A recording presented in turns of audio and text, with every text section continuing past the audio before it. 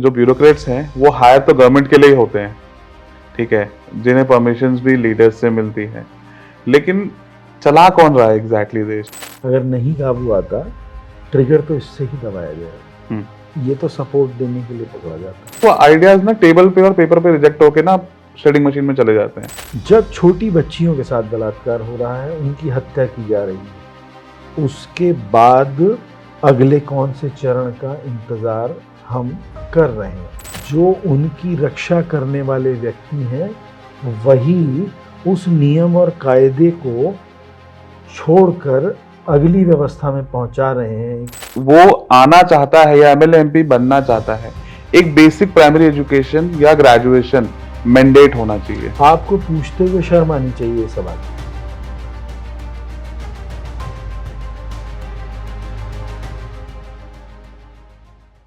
Welcome to the podcast sir.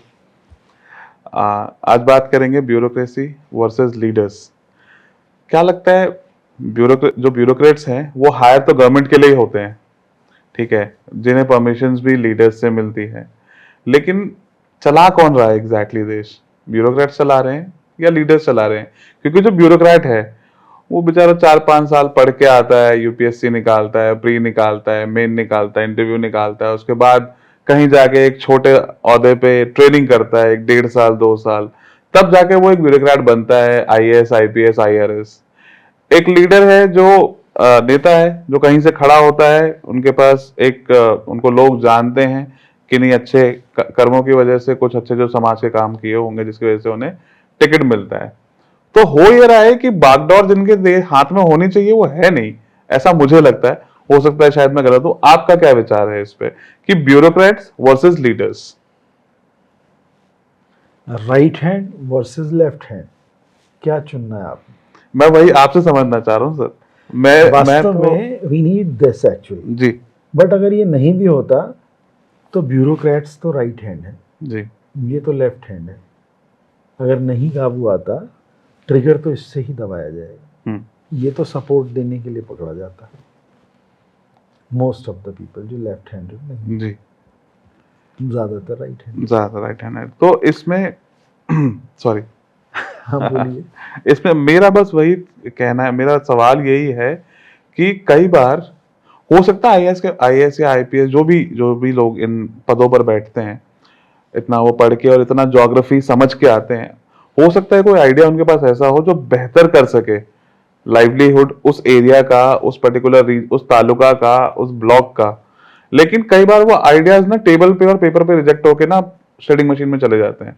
क्यों? क्योंकि फला नेता को अच्छा नहीं लगा।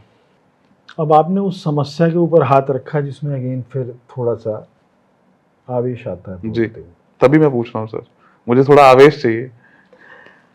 आप एक बात समझिए कि इतनी बड़ी एजुकेशन जी, जो इंडिया में टफेस्ट में का तो दूसरा सबसे टफेस्ट एग्जाम है वर्ल्ड में, ये दूसरा या तीसरा यूपीएससी क्यों है?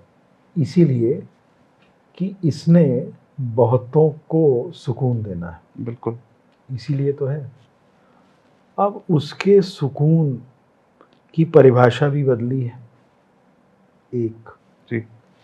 दूसरा, कहीं ना कहीं जिनके सुकून उसी बात में होंगे, उनको काम करने की ताकत को कमज़ोर करने वाली ताकतें साथ में बैठ गई। बिल्कुल। आप एक बात समझें कि जब भी कभी कोई ब्यूरोक्रेट ज्वाइन करता है, वो बड़े अच्छे मन से आता है, जोश से आता है कि सिस्टम बदल दूंगा, मैं कुछ करूँगा, और वो आके कुछ करता है। मगर वो कर तो रहा होता है, मगर उसके नीचे की पूरी बॉडी, हम ऊपर वाले को तो कह रहे हैं जी, मगर उसके पूरे नीचे की जो बॉडी है वो भी सारी दीमक लगी हुई है। बिल्कुल। वो जहाँ पे मजबूती से पैर रखता है वहीं उसे कचर कचर की आवाज़ आती है और वो टूट जाता है। एक जगह पैर रखता है, दूसरी जगह रखता है, तीसरी जगह रखता है, जितने पैर वो बढ़ाता है दीमक सब जगह लगी होती है। वो नीचे वालों की बात कर रहा हूँ, तो वो कचर कचर सब नमस्ते हो जाती है। रूल जो भी बात वो कहता है उसका इम्प्लीमेंटेशन उस शिद्दत से हो ही नहीं पाता जिसे वो कैरी कर रहा है। जी। थोड़े समय में वो आगे बढ़ते हुए उसे पीछे से ऊपर वाला भी धक्का लगाता है और कहीं ऐसी जगह ले जाकर बिठा देता है जहाँ पर फिर वो शांत हो जाता है। फिर कुछ समय शांत रहने के बाद वो सेल्फ असेसमेंट करता है, फिर उसके अंदर वास्तविक जागृति होती है कि आज के समाज में मुझे किस प्रकार से रहना है। फिर वो अगली तैयारी के साथ वापस आता है, और जब वापस आता है तो दीमक का बन के आता है। ये है वो समस्या जो हो रही है। मगर इसके बीच में एक बात और भी आ रही है कि कब तक, आखिर कब तक। जब छोटी बच्चियों के साथ बलात्कार हो रहा है, उनकी हत्या की जा रही है, उसके बाद अगले कौन से चरण का इंतजार हम कर रहे हैं? कब तक? जब एक आम आदमी सड़क पर एक्सीडेंट्स में मर रहा है, किस वजह से? कि वाहन चलाने वाले शराब पीकर वाहन चला रहे हैं। तो हम इंतजार करेंगे कब तक? जब एक व्यापारी व्यापार कर रहा है मगर अपनी ही व्यवस्था में दमन का शिकार हो रहा है, हम इंतजार करेंगे कब तक? हर नियम, हर कायदा बनाया तो गया, मगर जो उनकी रक्षा करने वाले व्यक्ति हैं वही उस नियम और कायदे को छोड़कर अगली व्यवस्था में पहुंचा रहे हैं एक आम व्यक्ति को, और उसे मार्ग दे रहे हैं। तो हम इंतजार करेंगे कब तक? जब हॉस्पिटल में जाकर मेडिसिन के लिए कतार लग रही है और व्यक्ति जब बाहर जा रहा है तो एक की चीज़ किसी दूसरे ब्रांड में 10 की लेकर आ रहा है, और जहां एक की मिल रही है वहां उसकी पूर्ति नहीं हो रही। हम इंतजार करेंगे कब तक? जिस देश में अंग बेचने की भी कोशिश की जा रही है नशों की पूर्ति के लिए, हम इंतजार करेंगे कब तक? जहां पर सफेद नशे की बात हो रही है और वो बेचा जाने लगा है अब, हम इंतजार करेंगे कब तक? जहां पर शराब की दुकानों की डेकोरेशन ज्वेलरी शॉप से बेटर हो गई है, हम इंतजार करेंगे कब तक? आप बताइए, हम इंतजार करेंगे कब तक?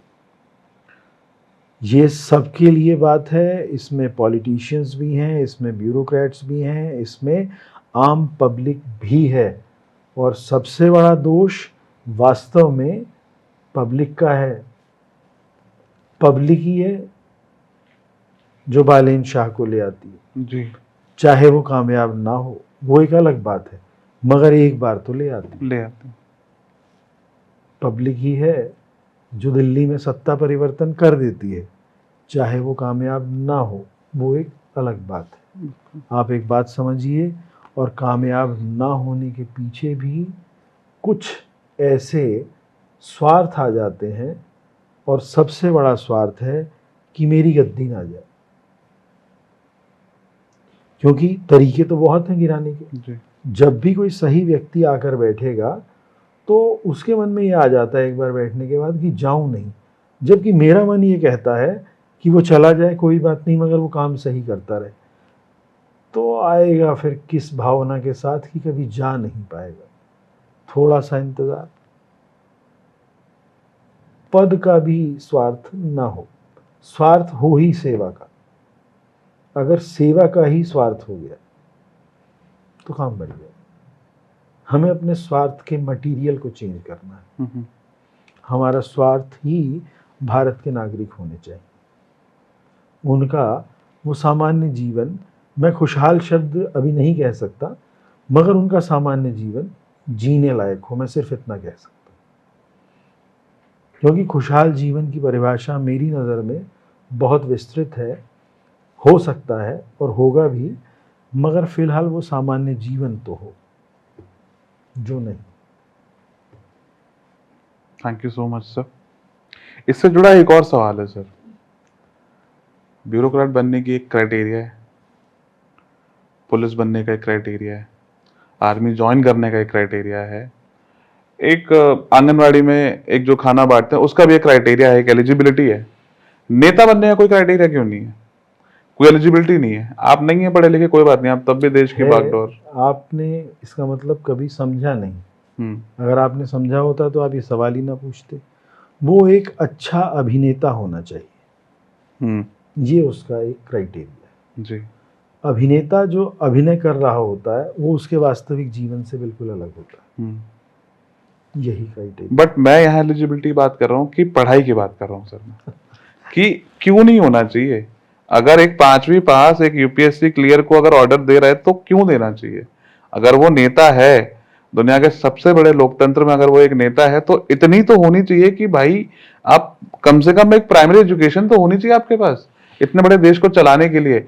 उस ब्यूरोक्रेट को ऑर्डर देने के लिए आपके पास उतनी समझ होनी चाहिए, और जो समझ सिर्फ और सिर्फ पढ़ाई से आ सकती है।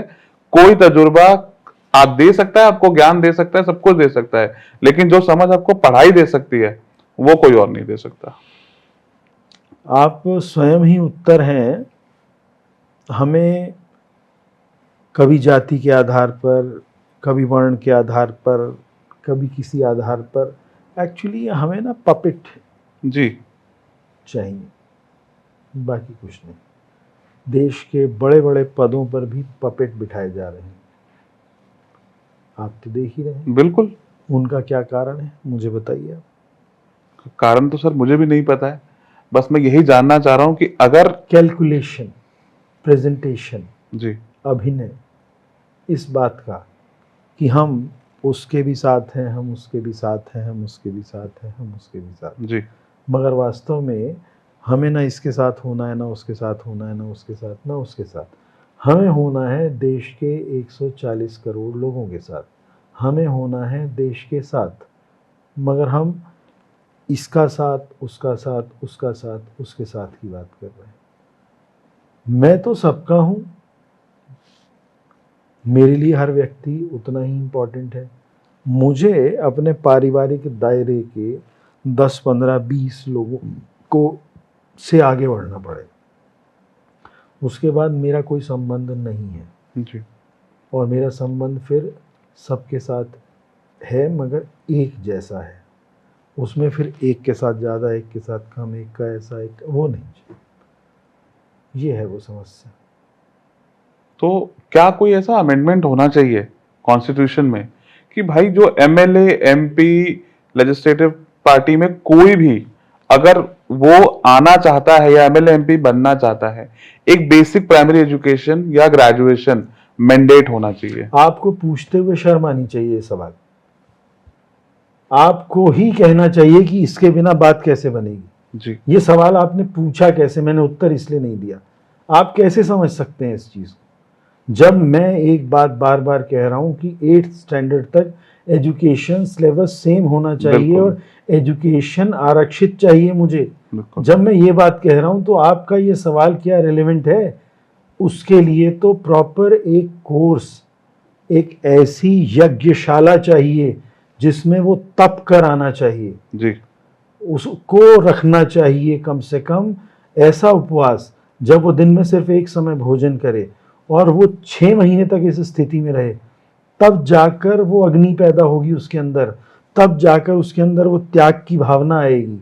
जब वो त्याग कर सके अपनी सुख सुविधाओं विषयों का, तब वो आगे बढ़ेगा। और अगर इस प्रकार से आ गया तो उसके बाद फिर उसे ट्रेनिंग की ज़रूरत नहीं है। ये मैंने कहा ज़रूर है, मगर मैंने भोजन का सिर्फ एक सहारा देकर कहा है, भोजन छोड़ने की आवश्यकता आप त्याग नहीं की है। बात कर रहे हैं। मैं त्याग की बात कर रहा हूँ, उस मनोवृत्ति के त्याग की बात कर रहा हूँ जिससे हमें हासिल कुछ नहीं होता। जितना भी धन इकट्ठा किया जाता है उससे कुछ प्राप्त हम नहीं कर सकते। मैंने पहले भी कहा है, हम खर्च ही नहीं कर सकते। जी हम जितनी भी व्यवस्थाएं इकट्ठी कर रहे हैं हम उनका उपयोग नहीं कर सकते, और पद के लालच का अंत कभी हो ही नहीं सकता। मगर जाना सबने मिट्टी में है, कोई भी उस मिट्टी से बचा नहीं बचा है। नहीं है। जब बचा नहीं है तो फिर सबको साथ ही लेकर चलना होगा ना। मैं क्षमा चाहूँगा आपसे, मगर आपने मुझसे तीसरी बार जब ये पूछा तो मुझे लगा कि ये तो आपकी आवाज़ होनी चाहिए, ये मेरी क्यों। इसके लिए क्या ज़रूरत है किसी के पॉडकास्ट की? क्यों पूछा जाए ये सवाल? ये तो मौलिक बात है कि एजुकेटेड बंदा ही होना चाहिए। और एजुकेशन कैसी? ऐसी भी चाहिए जिसके पास संभले हुए शब्द हों। देश की सत्ता में बैठा हुआ हर व्यक्ति इस बात से बंधा हुआ है कि उसके शब्द सबके सामने या कम लोगों के सामने भी एक जैसे हों और संतुलित हों। स्लिप ऑफ टंग अगर कहीं है तो इसका मतलब उसका जहन अलग है और उसका व्यवहार अलग है। Thank you so much sir, वो सवाल पूछने का मेरा उद्देश्य यही था, थोड़ा आवेश चाहिए था मुझे आपसे। Thank you.